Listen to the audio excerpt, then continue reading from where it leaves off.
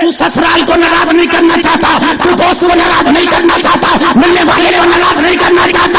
ابو بکر کہہ رہے بیٹے رب کعبہ کی قسم اگر اس کی میری تلوار کے نیچے تیری گردن ہوتی بیٹے پہ رحم نہ کرتا، محمد کے غدار کو کاٹ دیتا۔ بے شک حق ہے، جو ہے اپنی سسرالوں میں، اپنے دوستوں میں، اپنے ملنے والوں میں، اپنے دوستوں سے نہیں بگاڑنا چاہتے۔ سن حضرت یوسع بن نون ایک نبی ہیں علیہ الصلوۃ والسلام، حضرت یوسع بن نون ایک نبی ہیں، توجہ کرنا سارا مجمع ذرا جھوم کے بولے سبحان اللہ۔ ایک نبی ہے، 1,24,000 کم و بیش انبیاء، ان میں ایک نبی یوسع بن نون ہے علیہ الصلوۃ والسلام۔ ان کی بارگاہ میں فرشتہ آیا، اے یوسع اللہ تمہاری امت کے 70,000 لوگوں کو ہلاک کرنا چاہتا ہے۔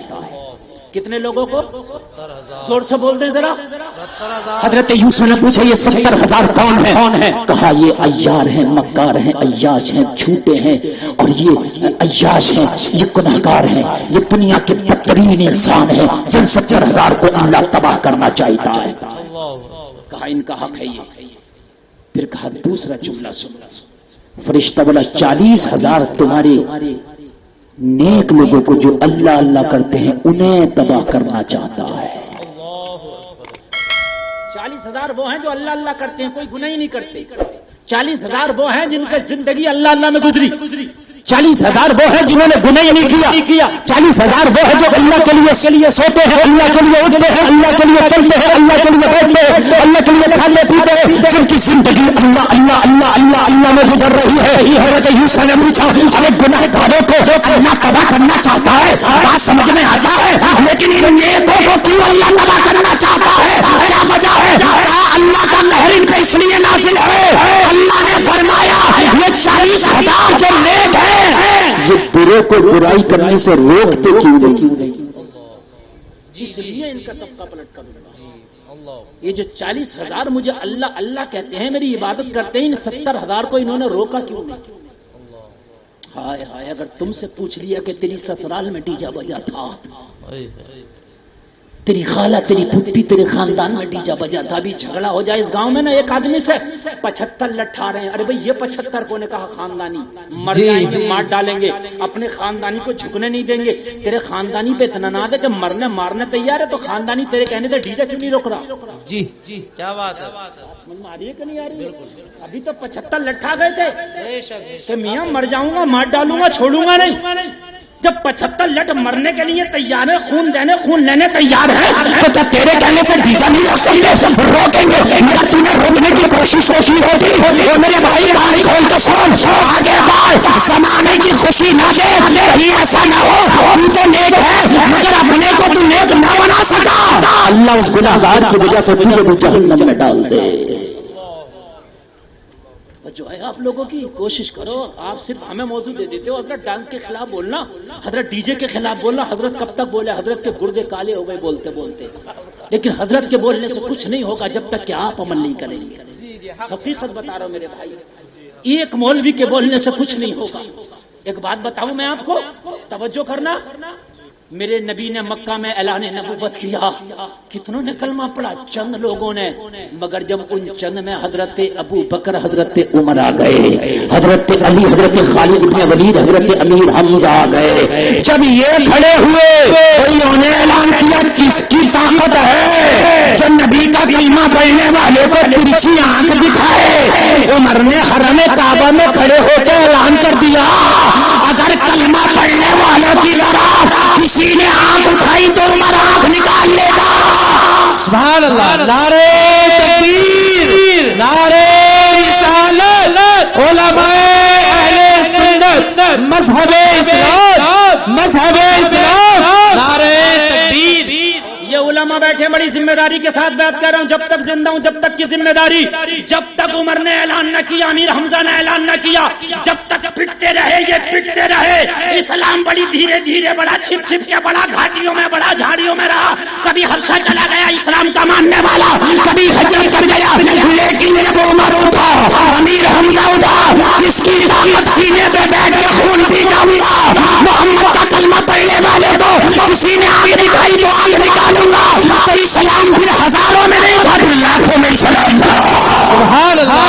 سبحان اللہ. یہ علماء بیٹھے ہیں. اور اگر کسی کو مجھ سے اس بات پر ڈیبیٹ کرنی ہے تو میں کہوں گا میرے نبی 13 سال تک اعلان نبوت کے ساتھ مکہ میں رہے, کتنے لوگوں نے کلمہ پڑھا, اور پھر 10 سال کی زندگی میں کتنا کلمہ پڑھا. 13 سال کی زندگی میں ہزاروں تھے, اور مدینے کی 10 سال کی زندگی میں لاکھوں تھے. ذرا کہہ دو نا یار سبحان اللہ. ہائے ہائے, ہم کیا تبلیغ کریں گے؟ نبی سے بڑھ کے تبلیغ نہیں کر سکتے ہم تو ان کے غلاموں کی جوتیوں کے برابر بھی نہیں. مگر سپورٹ جب مدینے والے کے ساتھ نبی کے غلاموں کی ہوئی, عمر آئے, امیر حمزہ آئے تو اسلام بڑی تیزی سے بڑھنے لگا. اور پھر کہاں تک اسلام پھیلا, کہاں تک پہنچا, وہ میرا ٹاپک ہی نہیں. کبھی تاریخ میں آپ کے سامنے رکھوں گا تو پھر انشاءاللہ. آج تو جو ٹاپک ہے اس کو میں آپ کے سامنے پیش کر رہا ہوں. کان کھول کر تو سنیں, اور میرے بھائی کان کھول کر تو سنیں. آج اگر تقوی آپ کے اندر ہے تو تقوی والا انسان کو حرام کام برا لگے گا. اگر کہیں پر ہی حرام کام ہو رہا ہے, کوئی حرام کا لقمہ کھا رہا ہے, اے مدینے والے کے کلمہ پڑھنے والے کان کھول کے سنتے رہو. کام چھوٹے چھوٹے ہو جائے, تیری دکان بند کر دینا, تیرا بزنس تھوڑی دیر کے لیے کھلے تو اس کو تھمنے دینا, لیکن اپنے بھائی کو حرام سے روک لینا یہ بہت بڑی تیری عبادت ہے, یہ تیرا بہت بڑا کام ہے. اگر اپنے بھائی کو تم نے حرام سے روک دیا یہ تو جنت ملے گی اسے, اس کے صدقے میں روکنے والے کو بھی جنت ملے گی. بے شک سبحان اللہ. بڑی بات ہے. مزہ آ رہا کہ نہیں آ رہا؟ اب میں شروع ہوا ہوں, اور اب سنیے, آپ سنیے. آج دیکھیے میرے بھائی, آج ہمیں پتہ نہیں, اس لیے کہ کوئی سمجھانے والا نہیں, ہمارے اوپر کوئی پریشر ڈالنے والا نہیں. یار ہم دیکھ رہے کہ ہمارے بچے موبائلوں پہ سٹا کھیل رہے, کوئی ڈریم 11 کھیل رہا, کوئی کھیل کھیل رہا, کوئی کھیل کھیل رہا. ماں باپ سمجھانے والے نے اس کو جائز سمجھ لیا. یہ میرے بھائی کان کھول کے سن لے, اگر 1 لاکھ روپے تیرے جائز کے حلال کے ہیں, 100 روپے کا نوٹ اس جائز میں تو نے حرام کا ڈال دیا, تو ساری اپنی کمائی کو تو بیکار کر لیتا. یار لات مارتے ہیں سو ڈریم 11 پہ, لات مارتے ہیں سو سٹے پہ, لات مارتے ہیں ایسی کمائی پہ جو حرام کا لقمہ ہمارے منہ میں آئے, ہماری نسلیں بس اس طرح خون جائے, اور وہ نسلیں ہماری غدار بن کے پیدا ہو, وہ نسلیں ہم مر کے قبر میں چلی جائیں, وہ نسلیں جب حرام کا لقمہ کھائے تو پروان چڑھیں گی تو ہم تو قبر میں ہوں گے, وہ شرابیں پی رہی ہوں گی, کوئی ڈانس کر رہا ہوگا, کوئی چوری کر رہا ہوگا, کوئی ڈاکہ ڈال رہا ہوگا, کوئی حرام کام کر رہا ہوگا. میرے بھائی کان کھول کے سن, اپنی اولاد کو حلال کا لقمہ نہیں لاتے جا, تم تو مر کے قبر میں چلا جائے گا. مگر کوئی تیری اولاد میں سے قرآن پڑھ رہا ہوگا, کوئی نماز پڑھ رہا ہوگا, کوئی زکات دے رہا ہوگا, کوئی حج کر رہا ہوگا, اور کوئی مدینے والے کی چوکھٹ میں کھڑے ہو کے کہہ رہا ہوگا میں مجرم ہوں, مجھے ساتھ لے لو, رستے میں ہے جا بجا کھانے والے. سبحان اللہ. اللہ اکبر. یا رسول اللہ, یا رسول اللہ. زندہ باد, زندہ باد, زندہ باد, زندہ باد. اللہ. میری ماں بہنیں بھی بیٹھی ہے, یہ تقریر میری دونوں کے لیے ہے, میری ماں بہن میرے بھائیوں کے لیے. اور میری بہنوں, تمہارا بیٹا اگر حرام کا لقمہ لاتا لات مار دو اس حرام کے لقمے پہ, اور اپنے بیٹے سے کہہ دو تیری ماں پھانکے سے تو بیٹھ سکتی ہے, مگر تیرا لایا ہوا حرام کا لقمہ قبول نہیں کرے گی. اس لیے کہ میری آئیڈیل حیدرآباد کی ثانیہ نہیں بلکہ مدینے کی فاطمہ الزہرا ہے. اپنے گھروں میں پیغام, سب سے پہلا مدرسہ تمہارا سب سے پہلا مدرسہ ماں کی گود ہے. خواجہ نظام الدین محبوب الہی دلی کے سلطان ایک دن تقریر کر رہے ہیں اپنے مریدوں میں. کہاں تقریر کر رہے ہیں اپنے, ذرا اگر نیٹ ورک سے بات باہر نہ جا رہی ہو تو ذرا محبت سے بول کے سنیے گا اپنے مریدوں میں. آپ کہنے لگے امام احمد بن حنبل کا واقعہ بیان کر رہے ہیں, کہ امام احمد بن حنبل کے گھر کا آٹا ختم ہو گیا. کیا ختم ہو گیا؟ ہائے ہائے, کتنا بڑا امام ہے. شریعت کے 4 ہی امام ہیں, ان کا ایک امام امام احمد بن حنبل ہے. کتنا بڑا امام ہوگا, ذرا سن لیجیے کتنا بڑا ہوگا. انہیں تو اگر کروڑ پتی, ارب پتی, کھرب پتی بھی اگر ہو نا تو کم ہے, اس لیے کہ شریعت کے 4 میں سے ایک امام احمد بن حنبل ہے. گھر کا آٹا ختم ہو گیا, لوگوں میں ذکر ہوا گھر کا آٹا ختم ہوا گیا.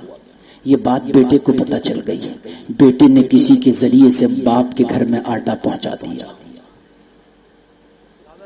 روٹی بنی, امام احمد بن حنبل کی دسترخوان پہ پٹے کے آٹے کی روٹی رکھی گئی. ذرا دل سے سننا, روٹی رکھی گئی، آپ نے پوچھا یہ آٹا کہاں سے آیا؟ میرے گھر میں تو ختم ہو گیا تھا۔ کہا حضور آپ کے بیٹے کو پتا چلا، جیسے ہی خبر بھی نہیں آٹا بھجا دیا۔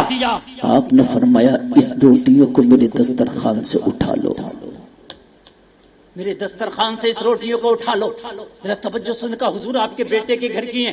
ہاں میرے بیٹے کے گھر کا آٹا، مگر اٹھا لو۔ اور آپ ایک کام کرو، ان روٹیوں کو اٹھا کر دریائے دجلہ میں جا کر پھینک دو، جا کے مچھلیوں کو کھلاؤ۔ لوگ اٹھے، اٹھنے کے بعد روٹیوں کو دریائے دجلہ میں ڈال دیا، چھوٹی اور بڑی مچھلیاں کھانے کے لیے آئیں، روٹیوں کو سونگتی اور سونگ کے دور بھاگ جاتی، روٹیوں کو سونگتی اور سونگ کے دور بھاگ جاتی۔ ایک مچھلی نے بھی روٹی میں ذرہ برابر بھی منہ نہ لگایا۔